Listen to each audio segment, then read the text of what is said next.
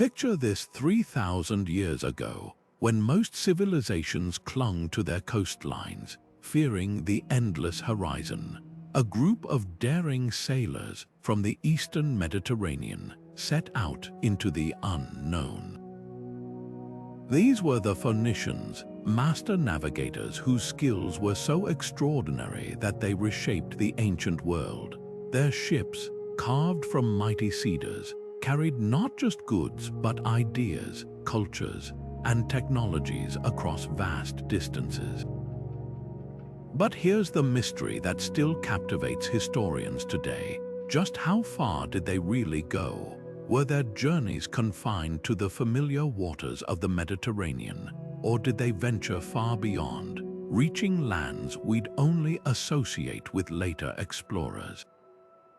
The answers might rewrite what we thought we knew about ancient exploration.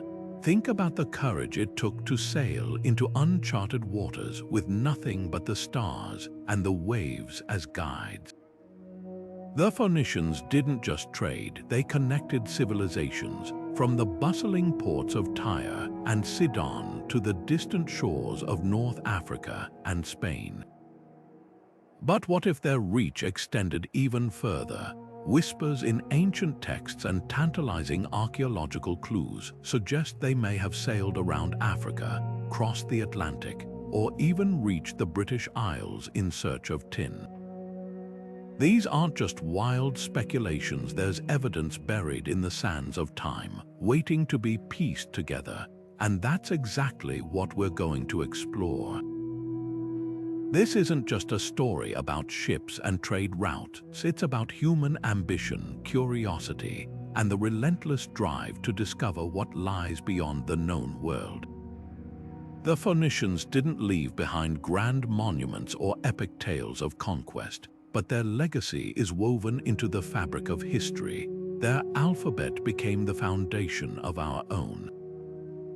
Their navigation techniques paved the way for future explorers, and their voyages may have been far more daring than we've ever realized. So, join me as we unravel the clues, weigh the theories, and ask, did these ancient mariners achieve the impossible long before anyone else?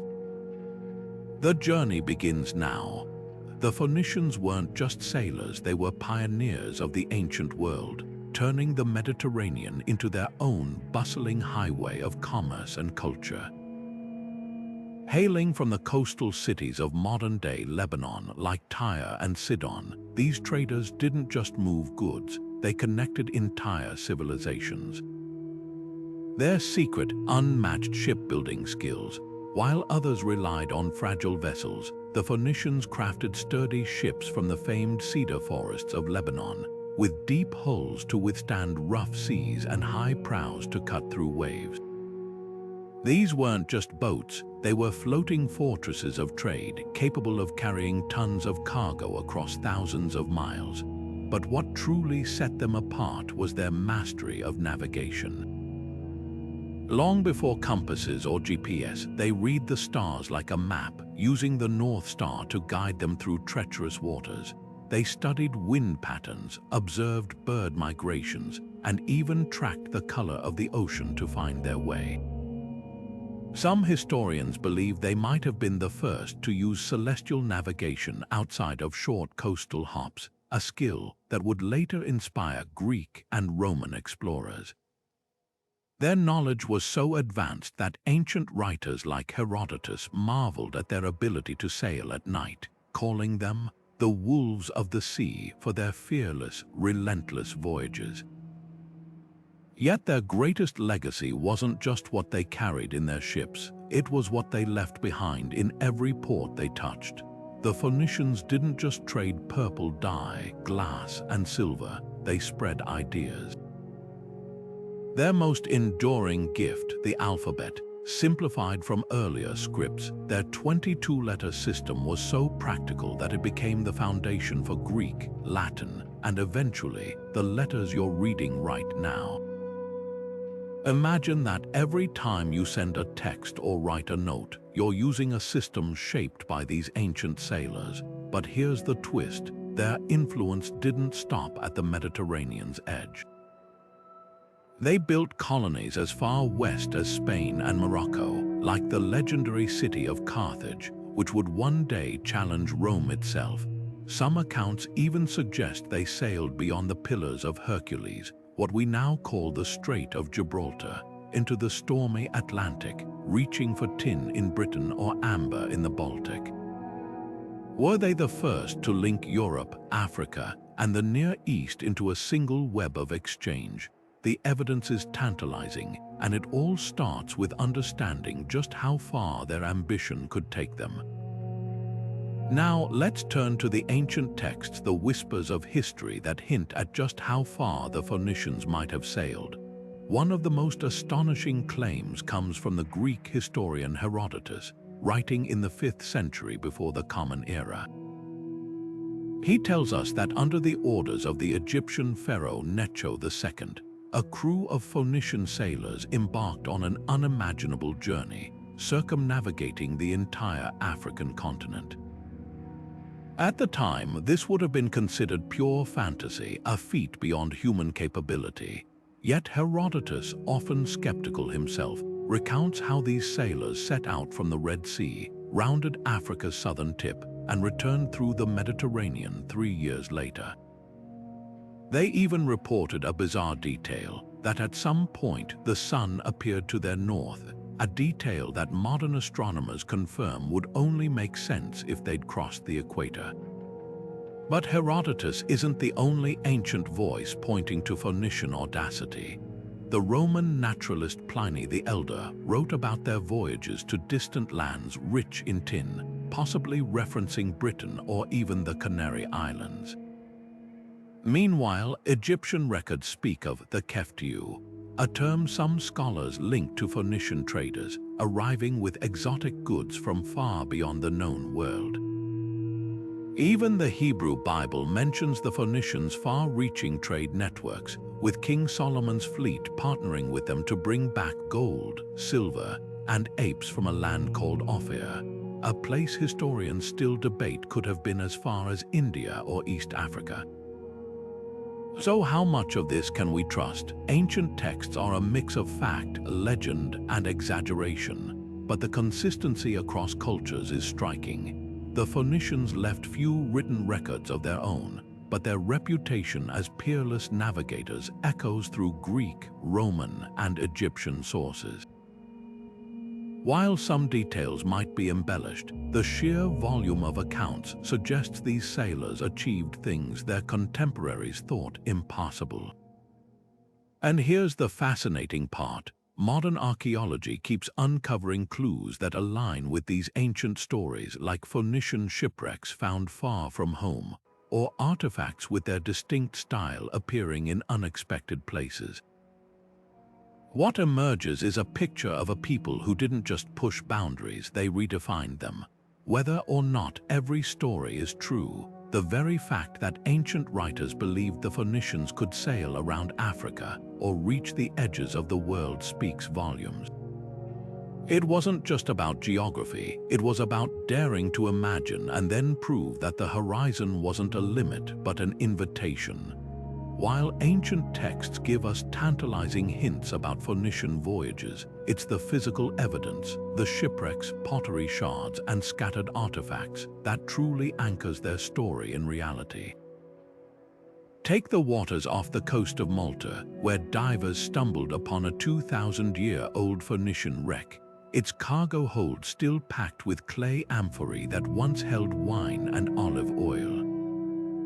Or the beaches of southern Spain, where archaeologists unearthed a trove of Phoenician jewelry and glass beads, buried centuries ago as offerings to the gods.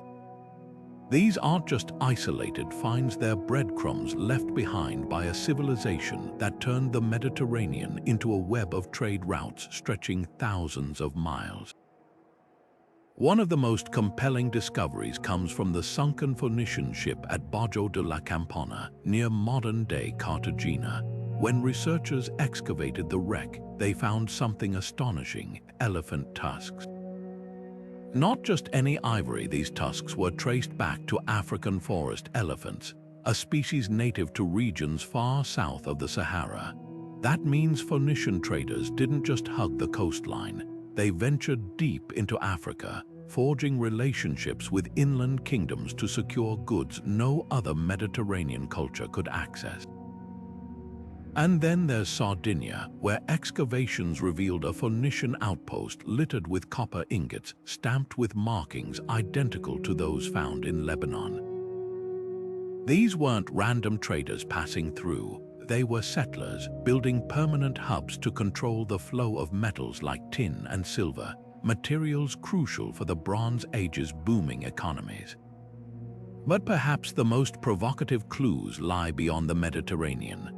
On Portugal's Atlantic coast, at a site called a Bull, archaeologists uncovered a Phoenician storage facility filled with amphorae and fish salting equipment, proof they'd mastered the treacherous currents of the open ocean to exploit rich fishing grounds. Even more intriguing are the Carthaginian coins found as far north as England, some stamped with symbols of Melkart, the Phoenician god of the sea. Could these be remnants of voyages to the British Isles, where tin, a metal vital for making bronze, was abundant? The distribution of these artifacts paints a picture of sailors who didn't just explore, but established supply chains across continents. What's remarkable is how these discoveries keep pushing the boundaries of what we thought possible. A single Phoenician anchor found off the Azores, a tiny archipelago in the middle of the Atlantic, sparked debates about whether they dared to cross the ocean. While some scholars dismiss it as drift, others point to the sheer improbability of a 2-ton stone anchor washing up thousands of miles from home. Then there's the mysterious inscription in Brazil, the Parahibba stone, which some claim bears Phoenician writing. Most experts consider it a hoax, but the very fact these theories persist speaks to the awe these ancient mariners still inspire. Every artifact tells a story of connections, of purple dye from Tyre ending up in a Celtic chieftain's tomb, or Spanish silver being melted down for Phoenician coins. These weren't random exchanges, they were the lifelines of an interconnected ancient world, one the Phoenicians helped create. And with each new discovery, we're forced to ask, if their trade goods could travel this far, how much farther did their ships actually go? The answer might still be lying beneath the waves, waiting to be found. Bronze, the alloy that shaped the ancient world, depended on one critical ingredient: tin. Without it, civilizations couldn't craft weapons, tools, or art. But tin was rare in the Mediterranean, forcing traders to venture far beyond familiar shores in search of this precious metal. Enter the Phoenicians, whose reputation for daring voyages might explain how tin from distant lands ended up in the workshops of Egypt, Greece, and Mesopotamia. Among the most tantalizing theories is that they sailed all the way to Britain, a land rich in tin deposits, and perhaps even farther into the frozen north. Ancient writers like Herodotus and Strabo spoke of mysterious places called the Cassiterides, the Tin Islands, shrouded in legend. These weren't just vague myths, they were real destinations described with surprising detail. Strabo noted that the islands lay somewhere beyond the coast of Spain, where traders braved treacherous tides to barter for tin with local tribes. Modern scholars have long debated their location, but the evidence points strongly to Britain, particularly Cornwall and the Isles of Scilly, where tin mining dates back to at least the Bronze Age. What's striking is how closely these accounts align with archaeological finds. Tin ingots from Cornwall have been traced to Mediterranean markets, and Phoenician-style artifacts, like a bronze bowl discovered in Devon, hint at direct contact. But here's where it gets even more intriguing. Could the Phoenicians have pushed beyond Britain? Norse sagas speak of a land called Thule, a place of endless summer nights, possibly referring to Scandinavia or even Iceland. While there's no definitive proof Phoenicians reached that far, their ships were certainly capable of it. A Carthaginian explorer named Himilco, writing in the 5th century before the Common Era, described voyages to sea-locked places where no ship had gone before, where tides were so strong they could drag vessels under. Some historians argue these accounts match the choppy waters of the North Sea or the Norwegian coast. Then there's the curious case of the Hoxne hoard, a Roman-era treasure trove found in England containing coins with Phoenician-inspired designs. Were these later imitations or echoes of much earlier trade links? Even the Greek explorer Pytheas, who circled Britain in the 4th century before the Common Era, wrote of meeting dark-haired traders who knew the stars as shepherds know their flocks, a description eerily reminiscent of Phoenician navigators. What emerges is a pattern of exploration far more ambitious than we once thought. The Phoenicians didn't just follow coastlines, they chased resources to the ends of the known world. Whether trading with Cornish miners or sailing into the frigid north, their journeys remind us that the ancient world was far more connected and far more daring than we often imagine. And with every new discovery, the map of their possible voyages keeps expanding. The Pillars of Hercules, what we now call the Strait of Gibraltar, marked the edge of the known world for ancient Mediterranean civilizations. To sail beyond them was to venture into the realm of myth, where monstrous waves and sea beasts awaited. Yet history whispers that the Phoenicians did exactly that, pushing into the Atlantic's uncharted waters with a boldness that still sparks debate today. Could these master navigators have reached places as far-flung as the Azores or even Brazil? The idea sounds like something from a swashbuckling adventure tale, but there are clues, some compelling, others hotly contested, that suggest these sailors might have rewritten the map of exploration centuries before Columbus. Take the Azores, a chain of volcanic islands nearly 900 miles west of Portugal. In the late 19th century, a stone tablet with strange markings was found on one of the islands, later claimed by some researchers to bear Phoenician script. If genuine, it would imply these sailors not only crossed the Atlantic but established waypoints in the middle of the ocean. Mainstream historians, however, remain skeptical. The tablet's provenance is murky, and no other Phoenician artifacts have surfaced in the Azores despite extensive archaeological surveys. Could it have been a hoax or perhaps a later relic misidentified? Without corroborating evidence, the mystery lingers a tantalizing what if without definitive proof. Then there's the even more explosive claim, the Parahibba stone. Discovered in Brazil in the 1800s, this inscribed rock allegedly contained Phoenician writing describing a storm-tossed voyage from Sidon. The text, if authentic, would be earth-shattering proof of transatlantic contact millennia before Europeans arrived, but almost immediately, scholars raised red flags. The script didn't perfectly match known Phoenician styles, and the stone itself vanished under suspicious circumstances, leaving only copies of the inscription to study. Most experts dismiss it as a 19th-century forgery, possibly crafted to fuel nationalist myths about pre-Columbian visitors. Yet the story refuses to die, a testament to how deeply the Phoenicians' legend captivates us. So where does the truth lie? While the flashier claims often crumble under scrutiny, there's more subtle evidence that Phoenicians did sail beyond Gibraltar. Carthaginian records mention voyages along Africa's Atlantic coast, trading for gold and ivory. A Greek text called the Periplus of Hano describes a Carthaginian expedition, possibly Phoenician-led, that reached as far south as modern-day Senegal or Gabon. And then there's the peculiar case of the Canary Islands, where ancient pottery shards bear striking similarities to Phoenician designs.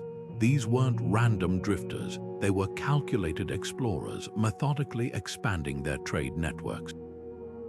The real question isn't whether the Phoenicians could have crossed the Atlantic. Their ships were certainly seaworthy enough, but whether they did. Without definitive archaeological proof, the answer remains maybe. But consider this, if even a fraction of these stories hold weight, it means the ancient world was far more interconnected than we've dared to imagine. The Phoenicians didn't just push boundaries, they might have erased them entirely, leaving us to piece together a history far grander than the one we've been taught. Herodotus's claim that Phoenician sailors circumnavigated Africa under Pharaoh Necho's orders is one of history's most electrifying and debated stories. At first glance, it sounds like pure myth, a 3-year voyage around an entire continent, braving uncharted waters with nothing but wooden ships and celestial navigation. But let's dissect the details. Herodotus, often called the father of history, was notoriously skeptical himself, yet he recorded the Phoenicians' alleged journey with striking precision. He wrote that they set sail from the Red Sea, kept Africa on their right, and eventually re-entered the Mediterranean through the Pillars of Hercules. Most astonishingly, they reported that at one point the sun lay to their north, a detail that modern astronomers confirm would only be possible if they'd crossed the equator. That's not the kind of observation someone would invent without first-hand experience. So, could it have been done? The logistical hurdles were immense. Ancient ships relied on oars and square sails, ill-suited for long ocean voyages. Yet Phoenician vessels were ahead of their time, sturdy, with deep hulls for cargo and reinforced planks to withstand rough seas. They'd already mastered coastal trading routes down Africa's eastern shore, so extending that knowledge southward wasn't implausible. The bigger challenge: supplies. A 3-year journey would require meticulous planning, freshwater stored in amphorae, dried fish and grains, and alliances with coastal tribes for replenishment. But here's the clincher: unlike later European explorers who battled open ocean, the Phoenicians likely hugged the coastline, stopping to trade and restock. This wasn't a non-stop sprint, it was a marathon of calculated hops. Critics argue that without surviving Phoenician records, Herodotus's account is just hearsay. But consider this: in 2009, a team recreated the voyage using a replica Phoenician ship, sailing from Syria around Africa and back in 10 months. While not identical to ancient conditions, it proved the route was navigable with period-appropriate technology. Even more compelling are the artifacts: Phoenician pottery found as far south as Mozambique, and Egyptian beads in Zimbabwe, hinting at trade networks stretching deeper into Africa than we'd assumed. The real question isn't just could they, but why would they? Necho's motives might hold the key. Egypt craved African gold, ivory, and exotic animals, and controlling a sea route would bypass hostile overland traders. For the Phoenicians, it was about monopoly. If they alone knew the way around Africa, they could dominate the flow of luxury goods, a prize worth the risk. So, fact or fiction, the absence of a smoking gun keeps the debate alive. But the weight of evidence suggests this wasn't just a tall tale. It was a feat of navigation so audacious, even Herodotus struggled to believe it, and that alone makes it worth taking seriously. The land of Punt, a name that echoes through ancient Egyptian texts as a place of wonder, rich with gold, incense, and exotic animals. For centuries, pharaohs sent expeditions to this fabled realm, returning with treasures that fueled Egypt's wealth and mystique. But where exactly was Punt, and could the Phoenicians, those masterful navigators, have been the hidden architects of these voyages? The clues are scattered like fragments of a shipwreck, waiting to be pieced together. Egyptian records describe Punt as a distant land reached by sea, where towering trees produced fragrant resins and giraffes roamed freely. Some scholars place it in modern-day Somalia or Eritrea, while others argue for southern Arabia or even the Horn of Africa. The debate rages on, but one thing is clear: Reaching Punt required advanced maritime skills, precisely the kind the Phoenicians possessed. Their ships were already plying the Red Sea, a gateway to the Indian Ocean, and Egyptian texts mention foreign sailors aiding their expeditions. Could these have been Phoenician crews, hired for their unrivaled knowledge of winds and currents? Consider the evidence. A relief from Queen Hatshepsut's temple at Deir el-Bahri depicts Puntite villages built on stilts over water, with ships moored nearby. The vessels in these carvings bear a striking resemblance to Phoenician designs: high prows, crescent-shaped hulls, unlike typical Egyptian boats. Even more telling, DNA analysis of mummified baboons brought back from Punt matches primates found in Eritrea and Ethiopia, regions the Phoenicians were known to visit. And then there's the incense. Punt was the sole source of myrrh and frankincense, commodities so valuable they were worth their weight in gold. Phoenician traders, always on the hunt for luxury goods, would have coveted these routes.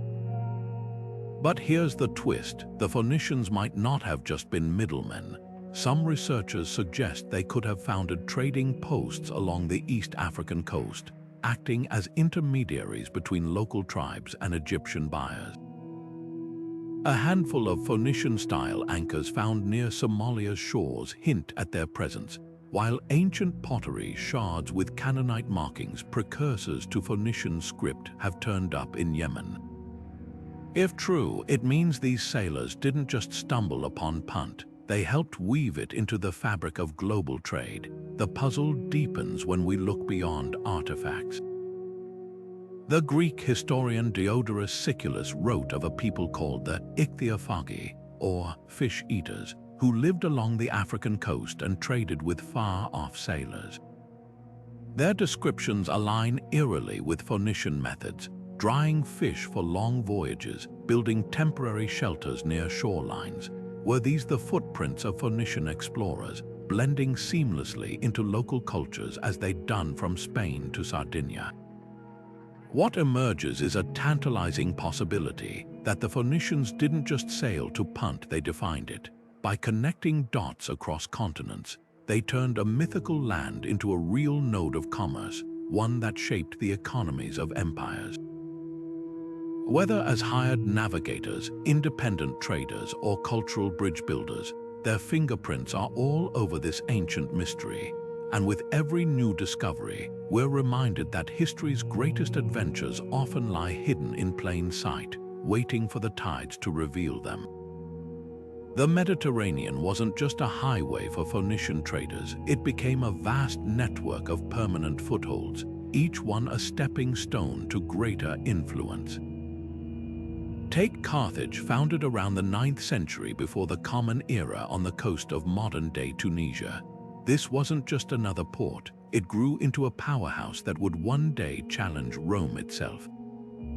Built strategically near fertile plains and sheltered harbors, Carthage became the crown jewel of Phoenician expansion, a vibrant melting pot of cultures where African, European, and Near Eastern goods changed hands. But its real genius lay in replication. Carthaginians established their own colonies, like Ibiza in Spain, creating a ripple effect that extended Phoenician reach far beyond their homeland shores. Then there's Cadiz, perched on Spain's Atlantic coast, one of the oldest continuously inhabited cities in Europe. Founded as Gadir, meaning walled stronghold, it was more than a trading post, it was a gateway.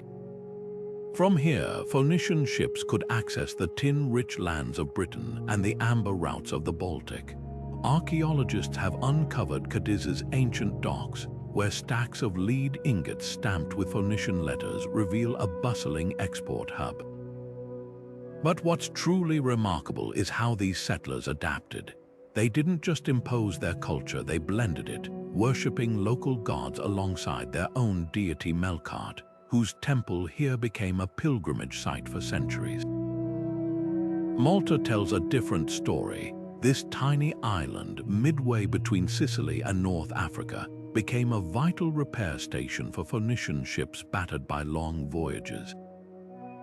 The remnants of their presence, tombs with distinctive rock-cut chambers and amulets of the goddess Astarte, show how they turned strategic dots on the map into thriving communities. Unlike Carthage or Cadiz, Malta's value wasn't in resources but in location.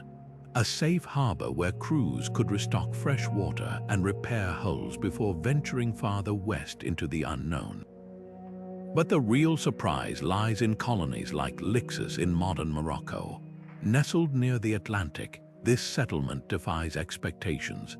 Excavations revealed a sprawling industrial zone where workers processed garum, a pungent fish sauce prized across the ancient world.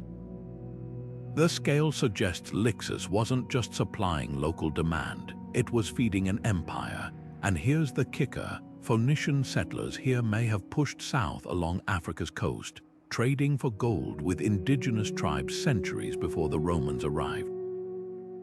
These colonies weren't isolated outposts, they were interconnected nodes in a vast commercial web. A Phoenician merchant in Carthage could source Spanish silver, Sicilian grain, and Sardinian copper without ever returning home. That's why their influence endured long after their political power faded.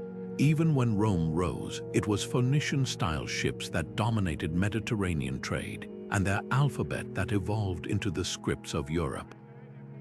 Every colony they planted was more than a settlement. It was a seed, spreading their legacy far beyond the shores of Lebanon. And with each new archaeological dig, we're finding just how deep those roots grew. Imagine navigating the open sea without maps, compasses, or GPS, just the sun, stars, and intuition to guide you. That was the daily reality for Phoenician sailors, whose mastery of the Mediterranean's unpredictable waters set them apart from every other ancient civilization. Their secret, a mix of celestial brilliance, environmental awareness, and sheer ingenuity. While others clung to coastlines, fearing the abyss beyond the horizon, Phoenicians treated the sea like a familiar road, reading its subtle signs with uncanny precision. At night, they turned to the stars. The North Star, fixed in the northern sky, became their celestial anchor, a reliable reference point no matter how far they traveled. But they didn't stop there. Phoenician navigators memorized the rising and setting points of key constellations, using them like a cosmic clock to gauge direction and time. Some scholars believe they might have even used an early form of the latitude hook, a tool later adopted by Arab sailors, which measured the angle of stars above the horizon to determine their position. By day, the sun served as their compass, its arc across the sky revealing east and west with startling accuracy. Yet the stars alone couldn't account for their success. Phoenicians were meticulous observers of the natural world. They tracked migratory birds, knowing certain species flew toward land at specific times of year, a life-saving clue when searching for distant shores. They studied wave patterns, recognizing how swells changed near coastlines or islands, and even tasted the water. Freshwater plumes from rivers could signal proximity to land, while changes in salinity hinted at currents leading to open ocean. Even the color of the sea held meaning. Deeper blues often indicated safer, deeper channels, while greener hues warned of shallow reefs. Wind was another ally. Phoenicians mapped seasonal winds like the Etesians, which blew steadily from the northwest in summer, perfect for sailing to Egypt. They also understood the dangers of sudden Mediterranean squalls, using cloud formations and shifts in air pressure to predict storms long before they struck. This knowledge wasn't just theoretical, it was etched into their voyages. When Greek historian Strabo wrote of Phoenicians sailing by the stars and the winds, he wasn't exaggerating. Their routes were timed to harness seasonal gusts, turning what could have been grueling slogs into efficient journeys. Perhaps their most underrated skill was dead reckoning, a technique where sailors estimate their position based on speed, time, and direction. Without precise instruments, this required an almost supernatural sense of intuition. Phoenician captains kept mental logs of how long they'd sailed at certain speeds, factoring in currents and wind shifts. It wasn't perfect, but combined with celestial checks, it allowed them to venture into waters others deemed unnavigable, the true test of their methods. Consistency. Phoenician ships reached the same ports year after year, delivering goods with a reliability that baffled rivals. Whether it was Tyrian purple to Greece or Spanish silver to Mesopotamia, their cargo always arrived, proof that their navigation wasn't just luck, but a repeatable science.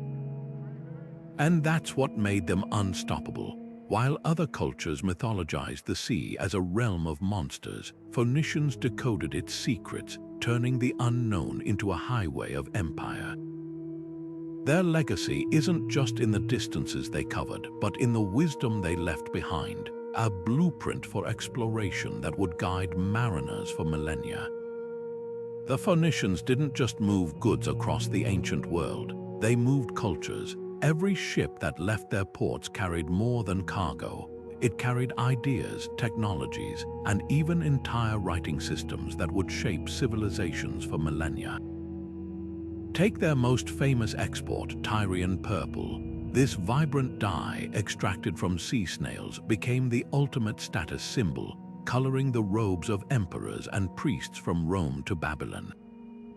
But it wasn't just a luxury, it was a cultural bridge. The process of making it, a closely guarded secret, spread from Phoenician workshops to Greek and Roman dyers, transforming fashion across the Mediterranean. Even the word purple in many languages traces back to the Phoenician city of Tyre, a linguistic fingerprint of their influence. Then there's glass, a material the Phoenicians didn't invent but perfected. By adding manganese to molten sand, they created transparent glass, a breakthrough that revolutionized everything from windows to jewelry. Their techniques spread to Egypt and Greece, where artisans adapted them into intricate mosaics and vessels. But the real game changer was their alphabet, simplified from earlier scripts. Their 22-letter system was so efficient that the Greeks adopted it, adding vowels to create their own. That Greek alphabet would later inspire Latin, the foundation of most modern European languages. Every time you read a book, send a text, or glance at a street sign, you're seeing the distant echo of Phoenician ingenuity. Their influence wasn't just practical, it was spiritual. The Phoenician god Melkart, associated with trade and navigation, found worshippers as far away as Spain, where locals blended his cult with their own deities. In Carthage, the goddess Tanit evolved into a protector of the city, her symbol, a crescent moon and sun disk appearing on coins and amulets across North Africa. Even the Greek goddess Europa, namesake of a continent, may have Phoenician roots. Ancient myths describe her as a princess from Tyre, abducted by Zeus in the form of a bull. These weren't just stories, they were cultural handshakes, ways for distant peoples to find common ground through shared beliefs. The ripple effects extended to food and agriculture. Phoenicians introduced grapes and olives to new regions, turning barren coasts into fertile vineyards. Their fish salting techniques, perfected in colonies like Cadiz, spawned a booming industry. Garum, a fermented fish sauce, became the ketchup of the ancient world, slathered on dishes from Britain to Persia. Even their ship designs were copied. The Greeks' triremes, fearsome warships that dominated naval battles, borrowed heavily from Phoenician hull shapes and sail configurations. What's astonishing is how seamlessly their legacy blended into other cultures. Unlike conquerors who imposed their ways by force, the Phoenicians spread influence through exchange. A Greek potter might use Phoenician designs without knowing their origin, or a Roman merchant might haggle in a marketplace built on Phoenician urban planning. Their colonies became melting pots where local traditions mixed with imported customs to create something entirely new. Carthage, for instance, developed a distinct Punic culture, part Phoenician, part North African, that thrived long after Tyre's decline. The true measure of their impact lies in what survived. When Rome destroyed Carthage in 146 before the Common Era, they tried to erase Phoenician influence. Yet traces lingered in the Latin alphabet, in the glass-blowing workshops of Pompeii, even in the purple-stained togas of Roman senators. The Phoenicians may not have built pyramids or carved colossal statues, but they wove themselves into the fabric of history so thoroughly that their legacy became invisible not because it vanished, but because it was everywhere. Their greatest voyage wasn't across the sea, it was through time, carried on the currents of culture they helped set in motion. The idea that Phoenician ships might have crossed the Atlantic long before the Vikings or Columbus is one of history's most tantalizing what-ifs. From mysterious inscriptions in Brazil to claims of ancient shipwrecks off the Azores, these stories capture our imagination, but how much of it holds up under scrutiny? Let's start with the infamous Parahibba stone, allegedly discovered in Brazil in the 1800s. The inscription, said to be Phoenician, described sailors from Sidon stranded in a distant land after a storm. At first glance, it seems like smoking gun evidence until you dig deeper. Linguists quickly spotted inconsistencies in the script, noting that it mixed Phoenician letters from different time periods in ways that didn't match known examples. Even more damning, the stone itself vanished, leaving only questionable copies behind. Most scholars now agree it was likely a hoax, perhaps crafted to support 19th-century theories about pre-Columbian contact. Then there's the claim that Phoenicians reached the Azores based on a handful of Carthaginian coins and a disputed stone marker found on the islands. While it's true that these sailors were capable of astonishing voyages, the evidence here is frustratingly thin. No Phoenician settlements, pottery, or ship remnants have ever been confirmed in the Azores, despite extensive archaeological surveys. The coins could have arrived much later through trade networks or even been dropped by modern collectors. And that stone marker, its markings are so weathered that even experts can't agree if they're man-made or natural erosion. Without clearer artifacts, the theory remains in the realm of speculation. So why do these stories persist? Part of it is the allure of rewriting history, the romantic notion that ancient explorers defied the odds to reach unimaginable places. The Phoenicians, with their reputation as peerless navigators, make perfect protagonists for these tales, but there's also a deeper pattern at work. When faced with gaps in the historical record, we often fill them with the most dramatic possibilities. Think of the Viking sagas describing North America centuries before Columbus, later proven true by the discovery of Eland's Ox Meadows. It's tempting to hope the Phoenicians left similar clues waiting to be found. The reality, though, is that extraordinary claims require extraordinary evidence. While Phoenician ships certainly could have crossed the Atlantic, their vessels were seaworthy enough. There's simply no irrefutable proof that they did. Contrast this with their verified achievements like circumnavigating Africa or establishing colonies in Spain. Those feats are backed by archaeology, ancient texts, and even modern recreations.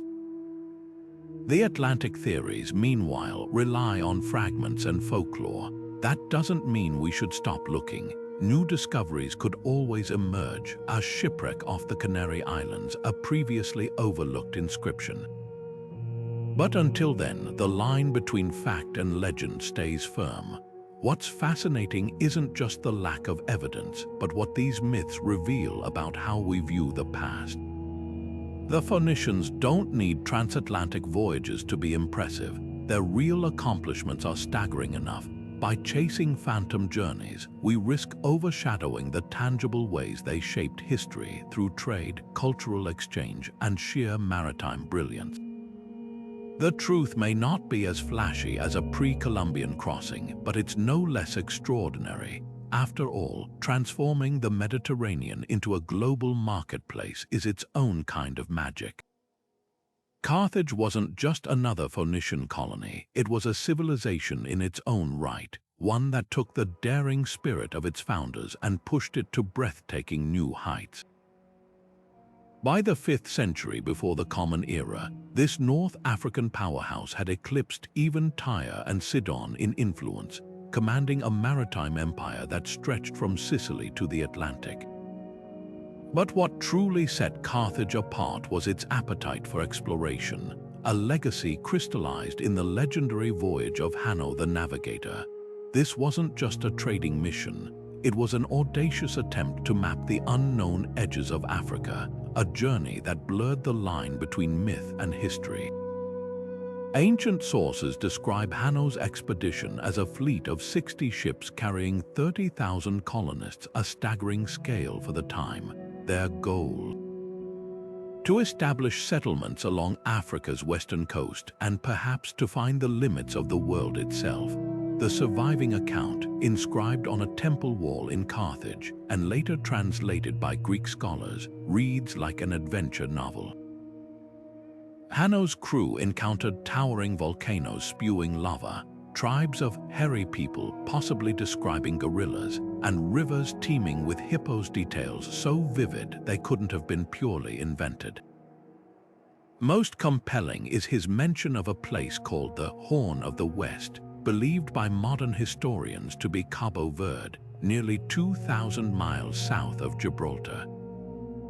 If accurate, this would mean Carthaginian sailors ventured farther down Africa's coast than Europeans would for another 1,000 years. Critics argue the account might be embellished, but the circumstantial evidence is hard to ignore. Around the same time Hano supposedly sailed, Carthaginian pottery and trade goods began appearing at West African sites like Mogador in Morocco. Even more telling, the Greeks and Romans, who had every reason to dismiss a rival's claims, treated Hano's voyage as fact, referencing it in their own geographical works. The voyage wasn't just about territory, it was about control. By charting Africa's coast, Carthage could monopolize access to gold, ivory, and exotic animals, cutting out overland middlemen. What's often overlooked is how Hano's journey reflects a broader Carthaginian ethos. While their Phoenician ancestors focused on trade networks, Carthage blended commerce with scientific curiosity. They didn't just want to visit new lands, they wanted to understand them. The detailed notes on tides, wildlife, and indigenous cultures in Hano's log suggest a proto-ethnographic approach, centuries before such methods became common. This wasn't exploitation, it was engagement, a recognition that the world was larger and more complex than their Mediterranean home. The tragedy is how much we've lost. When Rome destroyed Carthage in 146 before the Common Era, they burned its libraries, erasing untold records of exploration. Hano's original inscription vanished, leaving only second-hand accounts. Yet even these fragments hint at a truth we're only beginning to grasp, that Carthage didn't just inherit Phoenician ambition, it expanded it, turning cautious trade routes into bold voyages of discovery. Every time archaeologists uncover a Carthaginian anchor off Mauritania or a Punic coin in Senegal, we're reminded that history's greatest explorers often left the faintest footprints. The secret to the Phoenicians' legendary voyages wasn't just skill, it was their ships, masterpieces of ancient engineering that turned the Mediterranean into their playground. Picture a merchant vessel from Tyre, its hull built from the famed cedar of Lebanon, wood so resilient it resisted rot and worms that devoured lesser ships. These weren't just floating cargo holds, they were designed for endurance. The Phoenicians pioneered a revolutionary hull shape, rounded at the bottom for stability in rough seas, with a protruding keel to slice through waves. Archaeologists studying the Marsala shipwreck off Sicily found dovetail joints securing the planks. a technique so advanced it wouldn't become standard elsewhere for centuries. But the real genius lay in their modular design.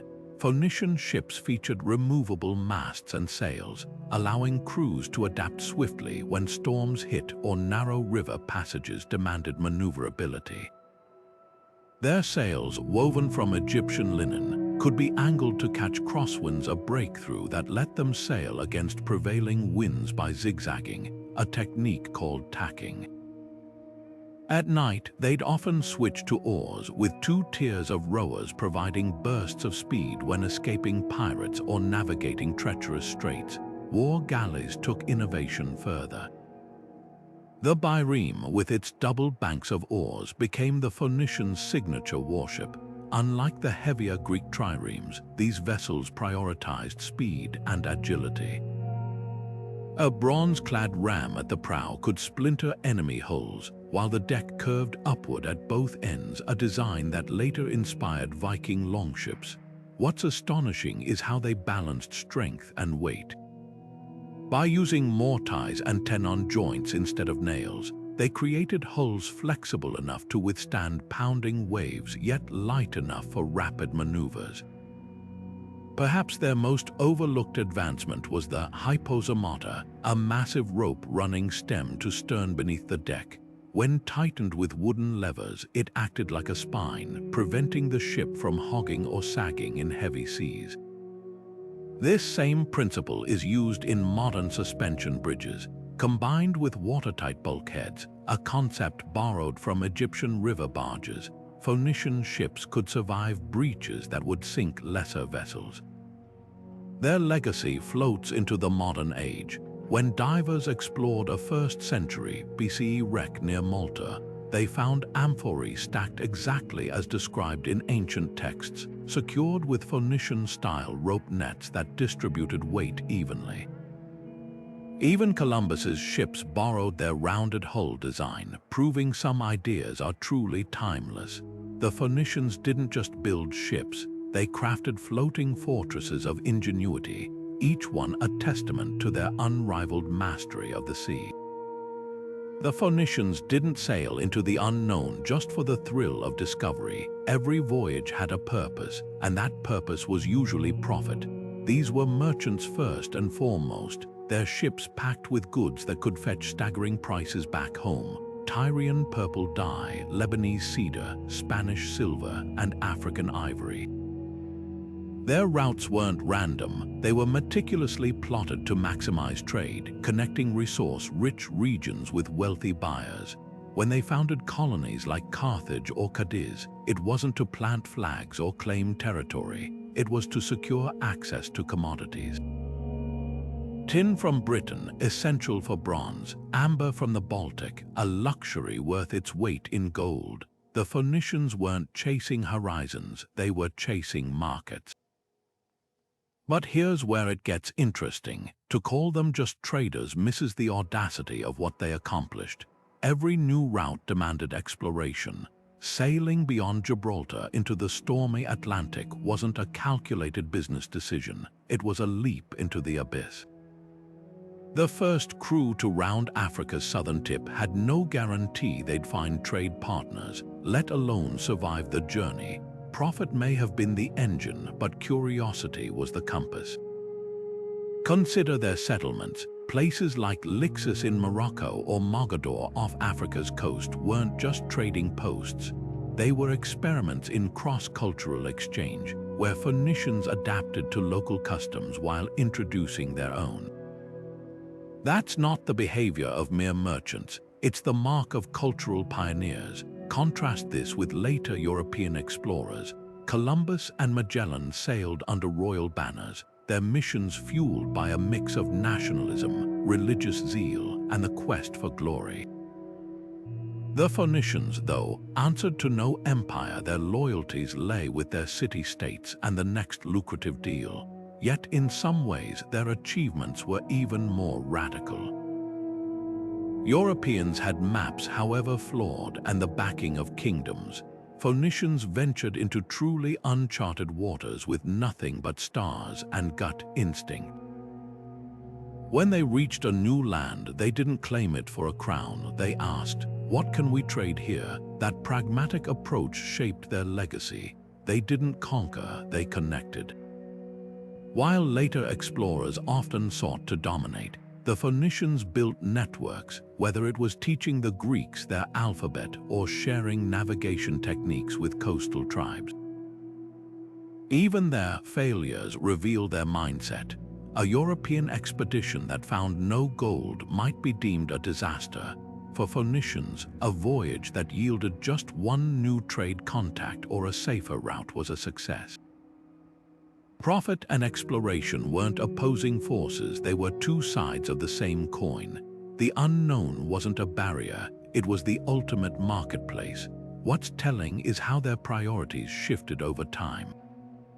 Early voyages were purely commercial, but as generations passed, their colonies became hubs of innovation. Carthage, for instance, evolved from a trading outpost into a civilization that sponsored its own explorers, like Hano the Navigator. The line between trader and explorer blurred until it vanished entirely. The Phoenicians proved that commerce could be a force of discovery, turning the Mediterranean, and perhaps even the Atlantic, into a highway of shared knowledge. Their greatest commodity wasn't purple dye or silver. It was the bold idea that the world was far bigger and far richer than anyone had imagined. The Mediterranean wasn't just a highway for the Phoenicians, it was a battlefield of unpredictable forces. One day, its waters could be as smooth as glass, perfect for sailing. The next, a tempest could rise without warning, turning the sea into a churning nightmare. Ancient sailors didn't have weather apps or storm warnings. They relied on hard-won experience. Phoenician captains studied cloud formations like modern meteorologists, knowing that a sudden darkening on the horizon or a shift in wind direction often meant trouble. They timed voyages to avoid the worst seasons, steering clear of the Mediterranean's notorious winter gales. But even the best planning couldn't eliminate risk. When a storm hit, crews faced terrifying choices: try to outrun it, risking capsizing in open water, or hug the coast where hidden rocks could tear the hull apart. Pirates lurked like wolves along trade routes, preying on slow-moving merchant ships. The eastern Mediterranean, especially around the Aegean, was notorious for bandits who'd strike fast and vanish. Phoenician traders countered this with speed and strategy. Their ships, though built for cargo, could shift to oars for sudden bursts of acceleration. Some vessels carried hidden compartments to stash valuables, while others sailed in convoys, strength in numbers deterring attacks. But the greatest defense was knowledge. Phoenicians mapped safe harbors and secret coves where they could take refuge, passing these locations down through generations like classified intelligence. Then there were the coasts themselves, uncharted, ever-changing. A shoreline that offered safe anchorage one year might be a death trap the next, reshaped by storms or silt deposits. Phoenician pilots memorized landmarks, a peculiar rock formation, a specific bend in a river, even the smell of the air near certain ports. They pioneered the use of sounding weights, lead discs attached to ropes, to measure depth and avoid shoals. In fog or darkness, crews listened for the cries of seabirds, a telltale sign of nearby land. These weren't just tricks, they were lifelines, turning guesswork into a science. Perhaps the boldest adaptation was their willingness to sail at night. Most ancient mariners refused, fearing disorientation or collisions, but Phoenicians, guided by the stars, turned darkness into an advantage. By traveling when others docked, they outpaced competitors and evaded pirates. It's no wonder their rivals spread tales of Phoenicians consorting with sea gods. How else could they conquer the impossible? The truth was simpler: relentless observation, accumulated wisdom, and the courage to trust both when the stakes were highest. Every voyage was a gamble, but the Phoenicians stacked the deck in their favor. Scattered across the globe, from sun-baked cliffs in the Canary Islands to dense Brazilian jungles, strange markings carved into stone have sparked fierce debates among historians. Could these weathered inscriptions be proof that Phoenician sailors left their mark far beyond the Mediterranean? One of the most contested examples comes from the tiny island of Corvo in the Azores, where a set of cryptic symbols were discovered in the 18th century. Early scholars claimed they matched Phoenician script, describing a voyage from Cadiz to these remote Atlantic islands. But here's the catch: the inscriptions disappeared shortly after their discovery, leaving only rough sketches behind. Without physical evidence, experts remain divided. Some argue the markings resemble known Phoenician letters, while others dismiss them as natural erosion or wishful thinking.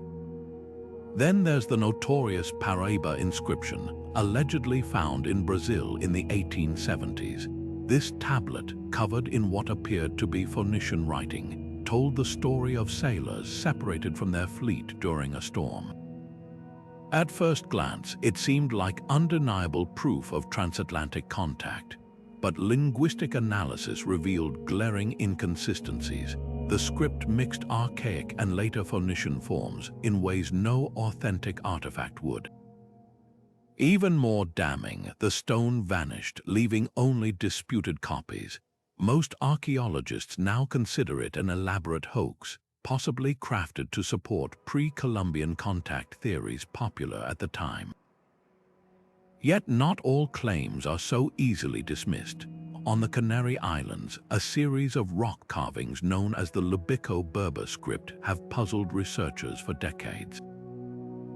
While primarily associated with indigenous Guanche people, some symbols bear striking similarities to early Phoenician characters. Could these be traces of contact with ancient sailors who stopped to resupply? The island's strategic location midway between Africa and the Atlantic makes this plausible. Archaeologists have found Phoenician pottery fragments on Lanzarote, suggesting at least sporadic visits. But linking these artifacts directly to the inscriptions remains a leap. Perhaps the most compelling evidence comes from the Mediterranean itself.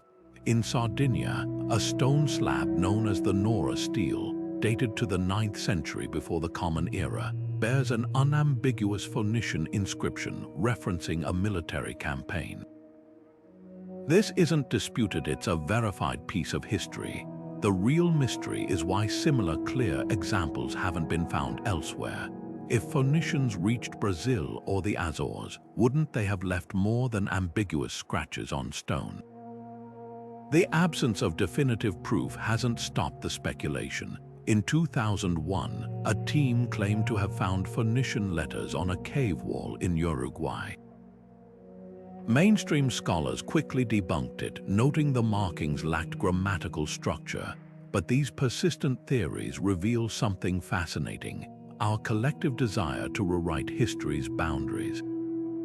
The Phoenicians were such extraordinary navigators that we want to believe they went everywhere. What's often overlooked is the cultural context. Phoenicians weren't in the habit of leaving graffiti on distant shores. Their inscriptions served practical purposes: grave markers, trade records, temple dedications. You'd expect such texts near settlements, not random cliffs. That's why verified finds cluster around known colonies like Carthage or Cadiz. The outliers, however tantalizing, crumble under scrutiny, yet the search continues. Every few years, a new claim emerges: a supposed Phoenician coin in Maine, a shipwreck off Honduras. Most fizzle under examination, but the allure remains. Maybe it's because the Phoenicians embody exploration's ultimate mystery. How much of history's truth lies buried, waiting to surface? Until a smoking gun appears, these inscriptions will remain footnotes, whispers of voyages that might have been, echoing across millennia.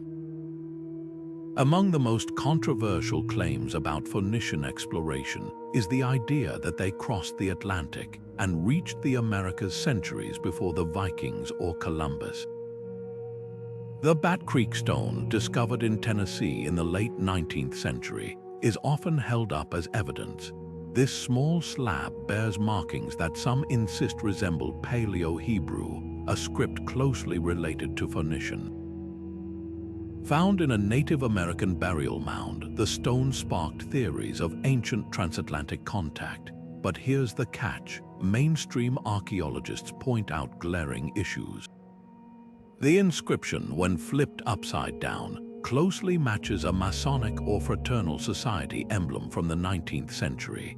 Combined with the fact that the excavation team included figures known for promoting unconventional theories, most experts dismiss it as a probable hoax. Then there's the Los Lunas Decalogue stone in New Mexico, another contested artifact, carved with what appears to be an ancient Hebrew rendition of the Ten Commandments. It's been cited as proof of Semitic visitors to North America. Yet linguistic analysis reveals inconsistencies. The script mixes letter forms from different time periods, and the grammar doesn't align with authentic ancient Hebrew.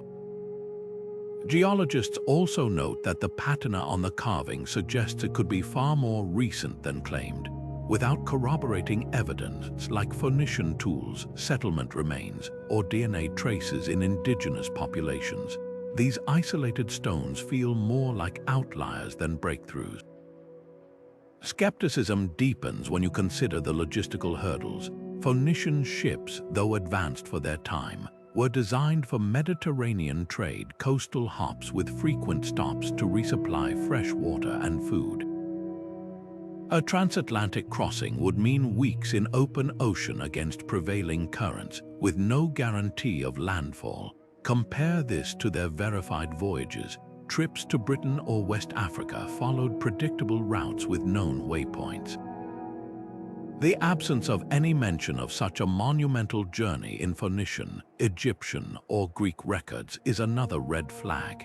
If they'd reached a continent brimming with resources, wouldn't their trading hubs have buzzed with New World goods? Yet the allure of these theories persists, fueled in part by later historical parallels. When Norse sagas were dismissed as legend until the discovery of Eland's Ox Meadows, it proved that pre-Columbian contact wasn't impossible. The difference: the Viking site contained iron nails, Norse-style buildings, and radiocarbon-dated artifacts, a smoking gun missing from Phoenician claims. Even the famous Piri Reis map, which some argue shows Antarctic details, is more likely a compilation of Portuguese and Arab charts than proof of ancient knowledge. What's revealing is how these debates reflect our fascination with rewriting history's boundaries. The Phoenicians were such extraordinary navigators that we project our awe onto them, willing their reach to extend further. But perhaps their real legacy doesn't need embellishment, transforming the Mediterranean into a global marketplace, pioneering navigation techniques that shaped empires, and spreading the alphabet that underpins modern writing. These achievements are staggering enough.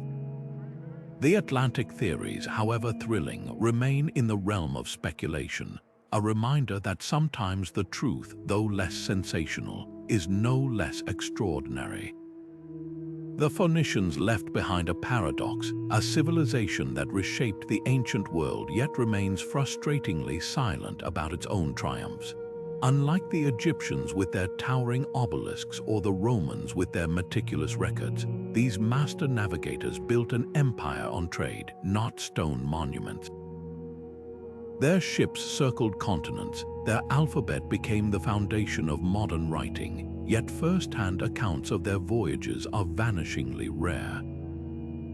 Even their greatest city, Carthage, saw its libraries burned by the Romans, erasing untold volumes of history in a single act of cultural annihilation. What survives today are fragments, scattered inscriptions, second-hand Greek and Roman texts, and artifacts pulled from the seabed, leaving us to piece together their story like sailors navigating by partial stars. Some of this silence was deliberate. Phoenician traders guarded their routes like state secrets, knowing knowledge was power in the ancient marketplace. Why carve your discoveries into stone when revealing them could break your monopoly on Spanish silver or African gold? Their famous purple dye workshops in Tyre were hidden behind walls, their shipbuilding techniques passed down orally to prevent rivals from copying them. Even Herodotus, who chronicled their alleged circumnavigation of Africa, admitted the Phoenicians themselves say nothing about the journey. This culture of secrecy, so vital in a competitive trade network, now leaves historians grasping at shadows. Then there's the fragility of their primary medium. While Egyptians wrote on durable papyrus and Mesopotamians pressed cuneiform into clay, Phoenicians often used parchment or wax tablets, materials that crumbled to dust in humid ship holds or coastal rains. The few surviving inscriptions tend to be short, tombstones, votive offerings, or cargo labels. Imagine if our only record of modern aviation were baggage tags. Future historians might know planes carried luggage, but not how they crossed oceans. Archaeology compounds the mystery. Phoenician ports like Sidon and Tyre lie beneath modern cities, their layers of history inaccessible. The acidic soils of their North African colonies devour organic remains, leaving behind pottery shards but few wooden ship fragments or scrolls. Even their famed purple dye, so vivid in ancient texts, rarely survives in artifacts. The chemistry that made it brilliant also made it fade. Contrast this with Egypt, where dry desert sands preserved everything from linen sails to bureaucratic receipts. The most tantalizing gaps involve their farthest voyages. If Phoenicians traded with Britain for tin, where are the shipwrecks or settlement ruins? If they rounded Africa, why no permanent markers like the Roman milestones along their roads? Some answers may lie underwater. Rising sea levels since the Bronze Age have submerged ancient coastlines, possibly hiding harbors or shipwrecks that could rewrite history. Recent advances in deep-sea archaeology, like robotic submersibles scanning the Mediterranean floor, offer hope that lost evidence may yet surface. What's striking isn't just the absence of records, but the bias in what survives. Greek and Roman authors wrote about Phoenicians through lenses of rivalry or exoticism. The Punic treachery, slur born from Rome's wars with Carthage colors many accounts, reducing a complex civilization to caricature.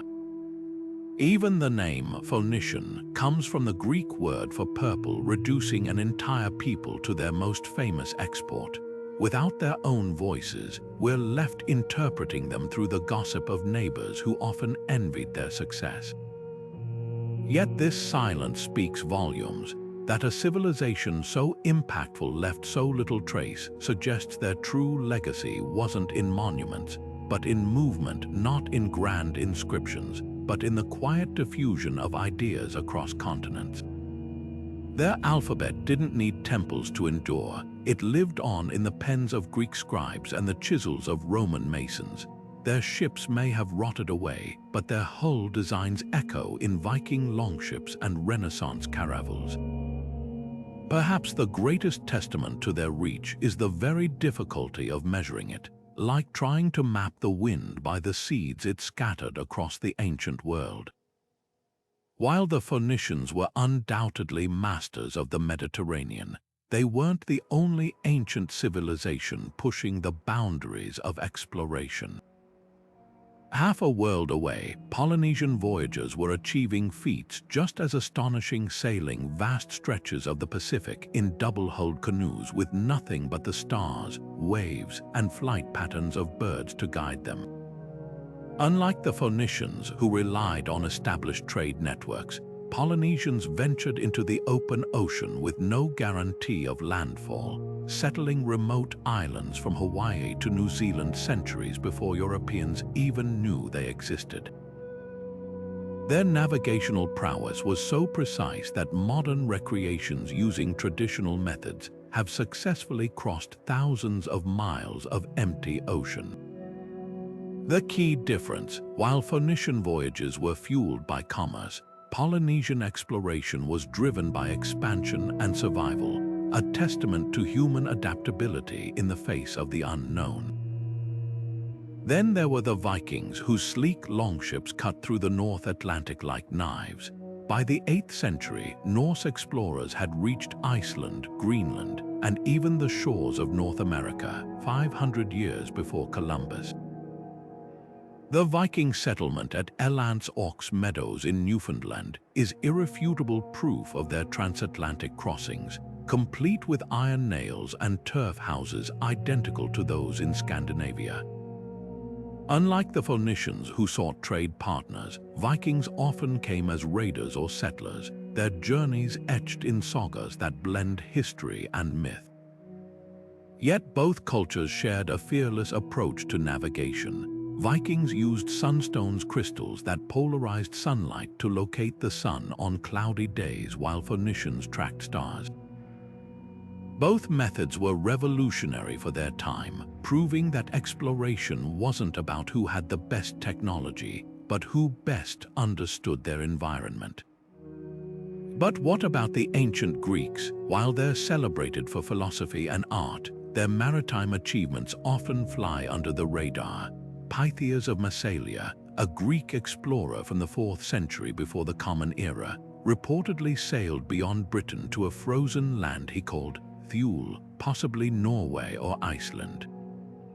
His account, though dismissed by contemporaries as fantasy, described phenomena like the midnight sun and polar ice, details too accurate to be mere invention. The Greeks, however, lacked the Phoenicians' systematic trade networks or the Vikings' colonization drive. Their voyages were often solitary quests for knowledge rather than sustained efforts to connect continents. The Egyptians, too, had their moments of maritime ambition. Hatshepsut's expedition to Punt brought back treasures, but their seafaring was largely coastal, reliant on Phoenician shipbuilding expertise. Even the Chinese, with their massive treasure fleets centuries later, focused on diplomatic missions rather than establishing permanent trade routes like the Phoenicians.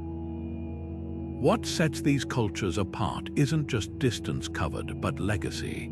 The Polynesians' journeys were awe-inspiring, but their influence remained regional. The Vikings' discoveries were forgotten by Europe for centuries. The Phoenicians, though, transformed the ancient world's economy, spread the alphabet, and left a blueprint for globalization that outlasted empires. So who truly went farthest? It depends how you measure it. In sheer mileage, Polynesians may take the prize. For lasting impact, the Phoenicians' web of trade and culture is unmatched. The Vikings proved transatlantic travel was possible, but their settlements faltered. Perhaps the real lesson is that exploration isn't a competition. It's a mosaic of human curiosity, each civilization contributing its own piece to the map of the unknown. The Phoenicians didn't need to reach every corner of the globe to change it. Their genius lay in connecting the dots between worlds, turning the sea not just into a highway, but into a bridge between civilizations. For centuries, the depths of the Mediterranean guarded Phoenician secrets like a locked chest until now.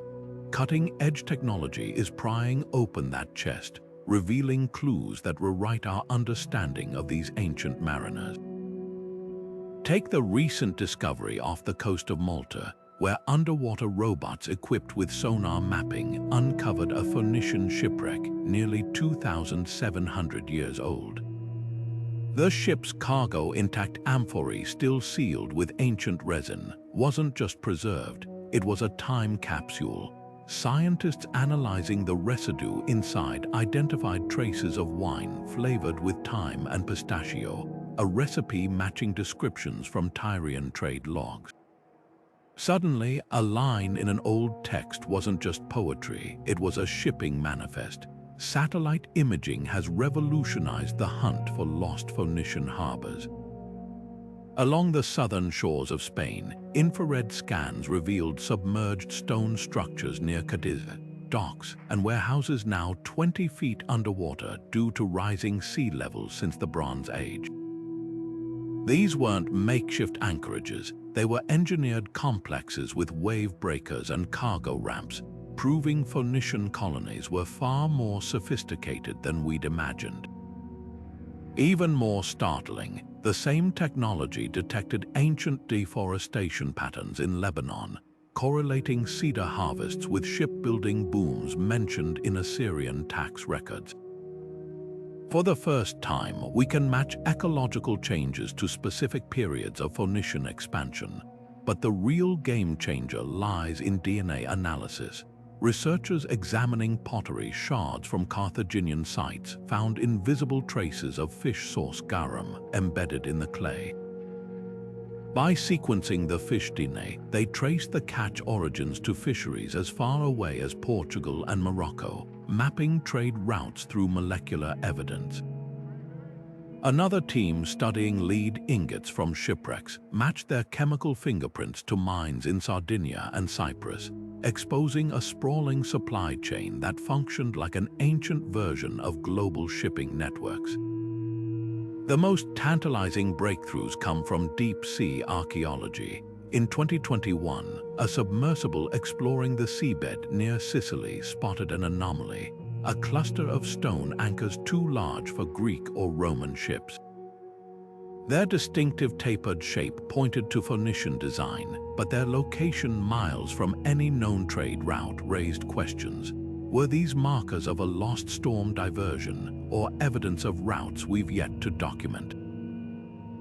Nearby, robotic arms retrieved a bronze figurine of Melkart, the sea god, its surface crusted with marine growth but its features unmistakable. Finds like these aren't just artifacts, they're breadcrumbs leading us deeper into the labyrinth of Phoenician navigation. Even space tech plays a role. Satellite altimetry, which measures minute seafloor variations, has identified potential shipwreck sites in the Adriatic based on telltale mounds of cargo scattered across ancient trade lanes. Meanwhile, machine learning algorithms sift through thousands of amphory fragments in museum basements, identifying previously overlooked Phoenician markings that link scattered finds into cohesive trade patterns. What's exhilarating isn't just the individual discoveries, it's how they interconnect. A single amphora's residue might reveal the vintage of a wine traded in Carthage, while the clay's mineral signature pinpoints the workshop in Tyre that made it.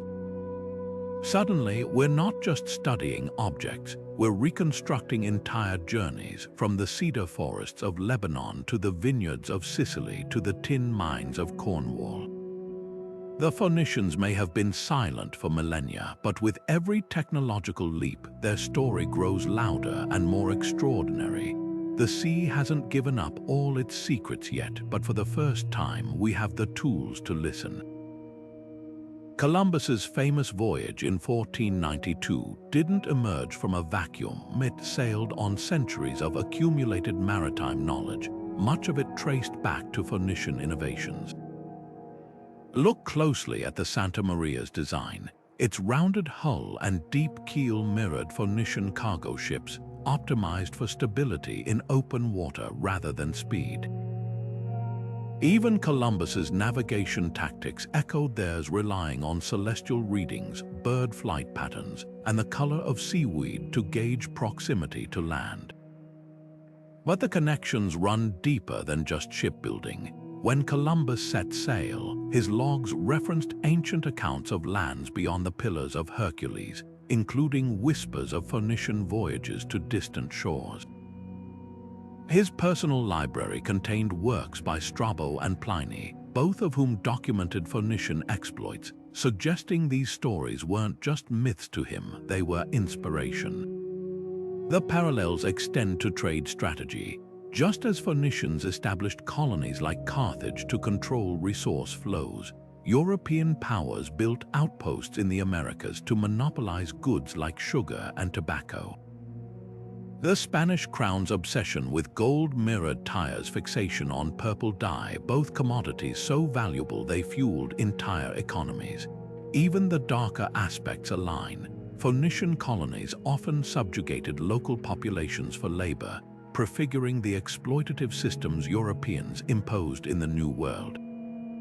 Yet there's a crucial difference. While Phoenicians integrated with local cultures, adopting foreign gods and customs, later colonizers often sought to erase them. Perhaps the most striking link is in the tools of exploration. Phoenician navigation techniques passed down through Greek and Arab scholars resurfaced in the Age of Discovery. The astrolabe, perfected by medieval Islamic astronomers, evolved from early Phoenician star charts. Portuguese caravels, with their triangular lateen sails, borrowed directly from Phoenician designs optimized for tacking against the wind. Even the concept of trade winds, systematic wind patterns mapped by 15th century sailors, was first exploited by Phoenicians navigating the Mediterranean's seasonal gusts. Columbus didn't just stumble upon these ideas, he inherited them, a beneficiary of knowledge accumulated over millennia. But here's the twist: the Phoenicians' greatest legacy might be what they didn't do. Unlike later explorers who sailed under national flags, claiming lands for kings and popes, Phoenician voyages were decentralized, driven by merchant guilds rather than empires. Their goal wasn't conquest, but connection, a distinction that reshaped history's trajectory. When European powers divided the New World with treaties, they were enacting a mindset alien to Phoenician traders, who saw coastlines as networks, not borders. The true measure of their influence lies in the gaps they bridged. Long before Marco Polo or Vasco da Gama, Phoenicians proved that cross-continental trade was possible, that the unknown could be mapped, that the sea wasn't a barrier but a bridge. Columbus may have gotten the glory, but his ships sailed in the wake of those cedar-hulled vessels that first dared to look beyond the horizon. The Age of Discovery didn't begin in the 15th century. It began when a group of sailors from Tyre decided the horizon was just the starting line. The debate over how far the Phoenicians really traveled isn't just academic. It's a clash of worldviews, a divide between those who trust only the hardest evidence and those willing to read between the lines of history. On one side, conservative scholars argue we should only credit the Phoenicians with voyages backed by irrefutable proof, shipwrecks, inscriptions, or artifacts with clear provenance. They point to verified trade networks in the Mediterranean, Spanish silver in Lebanon, Egyptian beads in Carthage as the baseline.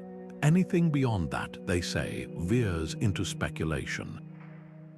For them, Herodotus's account of circumnavigating Africa is just a tall tale, and claims of Atlantic crossings are pure fantasy. These researchers demand a smoking gun, a Phoenician anchor in the Azores with intact markings, or a settlement in Brazil with Levantine DNA. Without it, they insist, we risk turning archaeology into mythology. But other historians push back, arguing that absence of evidence isn't evidence of absence. They note how much has been lost to time: the libraries of Carthage burned, coastal cities submerged by rising seas, organic materials rotted away. For them, the sheer volume of indirect clues is compelling. Why would ancient writers across cultures, Greek, Roman, Egyptian, all describe Phoenician voyages to distant lands if there wasn't some kernel of truth? Why would tin from Cornwall appear in Bronze Age near Eastern markets without intermediaries? These scholars read the gaps like detectives, interpreting pottery shards in Morocco or linguistic echoes in Sardinian place names as fragments of a larger story. Their approach is less about waiting for proof than connecting dots across disciplines: maritime technology, ocean currents, even genetic studies tracing ancient migration patterns. The divide often comes down to how we define proof. Traditionalists prioritize physical artifacts, while revisionists weigh circumstantial evidence. The spread of Phoenician-style shipbuilding techniques, the sudden appearance of purple dye in distant royal tombs, or the fact that later explorers like the Vikings left scant physical traces despite verified journeys. Some researchers even turned to experimental archaeology, like the Phoenician ship replica that successfully circled Africa in 2009, proving such voyages were technologically feasible. At the heart of this debate is something bigger than just ancient navigation. It's about how we reconstruct lost worlds. Do we only trust what we can hold in our hands, or do we listen to the whispers of history? Every time a new discovery emerges, like those Carthaginian coins in England or the disputed Azores inscription, the lines redraw. Until the sea gives up its secrets, the question remains open, a reminder that history isn't just about answers, but about learning how to ask the right questions. The Phoenicians didn't just sail, they redefined what was possible, turning the unknown into a canvas for human ingenuity. Their voyages whisper a timeless lesson. Progress isn't handed to us, it's seized by those willing to venture beyond the familiar. Imagine the courage it took to push past the Pillars of Hercules, where ancient maps warned, "Here be monsters," and yet they sailed on, not because they had guarantees, but because they trusted their skill to meet whatever lay ahead. That same audacity fuels modern explorers, from astronauts charting Mars to deep-sea biologists probing hydrothermal vents. The Phoenicians' legacy isn't just in the distances they covered, but in their mindset, a refusal to let fear dictate boundaries. What's striking is how their innovations emerged from necessity. Faced with the Mediterranean's capricious storms, they didn't just build stronger ships, they reinvented them. Their hull designs, so advanced that modern engineers still study them, weren't born from abstract theory, but from countless nights battling waves under starless skies. Today's entrepreneurs and scientists follow the same playbook. Obstacles spark invention. The Phoenicians didn't have GPS, so they decoded the stars. They lacked trade winds for certain routes, so they mastered tacking against the wind. Every challenge became a riddle to solve, a reminder that limitations often birth the most creative breakthroughs. Yet their true genius lay in collaboration. Unlike later empires that conquered by force, the Phoenicians thrived by connection, weaving a web of trade that stretched from the Nile to the Ebro. They didn't impose their culture, they blended it, adopting local gods and customs while sharing their alphabet and shipbuilding techniques. In an era obsessed with domination, they chose exchange, proof that influence doesn't require subjugation. Modern globalization, for all its complexity, echoes this ancient model. The internet, like Phoenician trade routes, links distant cultures instantly, but the lesson remains. Lasting impact comes from mutual benefit, not extraction. Their story also cautions against historical amnesia. For centuries, Phoenician achievements were overshadowed by Greek and Roman narratives that painted them as mere merchants or villains. Only now, as archaeologists piece together their artifacts, do we grasp their full significance. It's a warning: how many other trailblazers have been erased from the record? Whose innovations do we credit to louder voices rather than the true pioneers? The Phoenicians remind us that history is often written by the winners, but rediscovered by the curious. Perhaps the most poignant parallel is their environmental adaptability. They read ocean currents like road maps, adjusted sails to shifting winds, and respected the sea's power without cowering before it. In an age of climate crisis, their attunement to natural systems feels eerily prescient. They didn't conquer nature, they partnered with it, a philosophy we're only now relearning as we race to harness renewable energy and restore ecosystems. Their cedar ships, sourced from sustainably managed forests, were the ancient equivalent of today's green technologies, proof that progress and preservation can coexist. The Phoenicians' greatest gift wasn't purple dye or an alphabet, It was a blueprint for navigating uncertainty. They teach us that exploration isn't just about geography. It's about the frontiers of knowledge, culture, and resilience. Every time a scientist isolates a new gene or an artist blends disparate traditions, they're sailing in Phoenician waters. The horizon they chased wasn't just a line on the sea. It was the limitless potential of what humans can achieve when curiosity outweighs fear. And that's a voyage that never ends. Even after centuries of research, the full extent of Phoenician exploration remains shrouded in tantalizing mysteries. Take Ireland, a land rich in copper and gold during the Bronze Age. Ancient texts speak of the Tin Islands, but could these have included the Emerald Isle? A handful of artifacts fuel speculation: a Phoenician-style gold collar found in County Clare, or the controversial inscription on the so-called Phoenician stone near Cork. Yet without definitive proof, like a shipwreck or settlement, historians remain divided. Some argue Irish metalwork shows Levantine influences, while others point to the vast distance and treacherous North Atlantic currents as barriers. The question lingers like fog on the Irish coast, just close enough to tease, but never quite clear. Then there's the Indian Ocean, a realm the Phoenicians might have known better than we realize. Egyptian records describe ships from the Levant sailing to a land called Punt, bringing back exotic goods like myrrh and ebony. Could Phoenician traders have been the hidden middlemen on these routes? A single artifact, a Phoenician-style anchor discovered off the coast of Oman, suggests at least sporadic contact. Even more intriguing are ancient Tamil poems from southern India, which speak of Yavana traders with eyes like sharp swords, possibly describing Mediterranean merchants. If Phoenicians did reach India, they'd have encountered a maritime culture equally skilled in monsoon-powered voyages, creating a trade network stretching from the Mediterranean to the Bay of Bengal. But with no surviving Phoenician accounts, these connections remain threads in a frayed tapestry. Perhaps the most puzzling gap lies in the heart of their homeland. Why did the Phoenicians, meticulous record keepers in business, leave so few written traces of their voyages? The answer might lie in their pragmatic secrecy.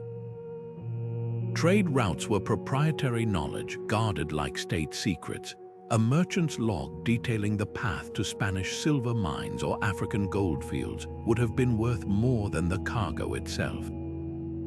This culture of silence, so effective in its time, now leaves us sifting through whispers: a Greek historian's offhand remark, a Roman geographer's footnote, a single line in the Hebrew Bible referencing ships of Tarshish sailing to distant Ophir.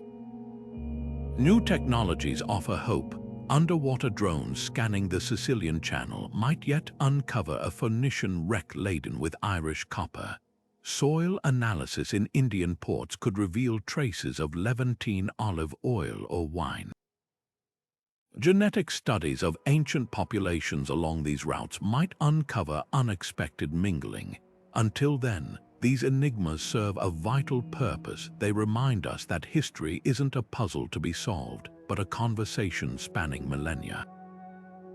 Every unanswered question invites us to look closer, to question assumptions, and to marvel at how much of the past still waits, patient as a ship at anchor, for its story to be told.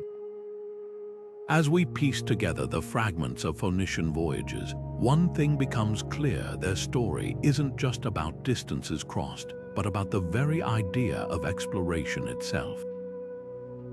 These sailors didn't just move goods, they moved the boundaries of human possibility, proving that the unknown wasn't something to fear, but to engage with. Think about it. In an era when most cultures saw the ocean as a barrier, the Phoenicians saw it as a doorway. Their legacy isn't just in the tin they brought back from Cornwall or the amber traded in the Baltic. It's in the way they reshaped how civilizations connected. The Mediterranean wasn't a collection of isolated coasts because of them. It became a conversation, a living network where ideas and innovations flowed as freely as wine from their amphorae.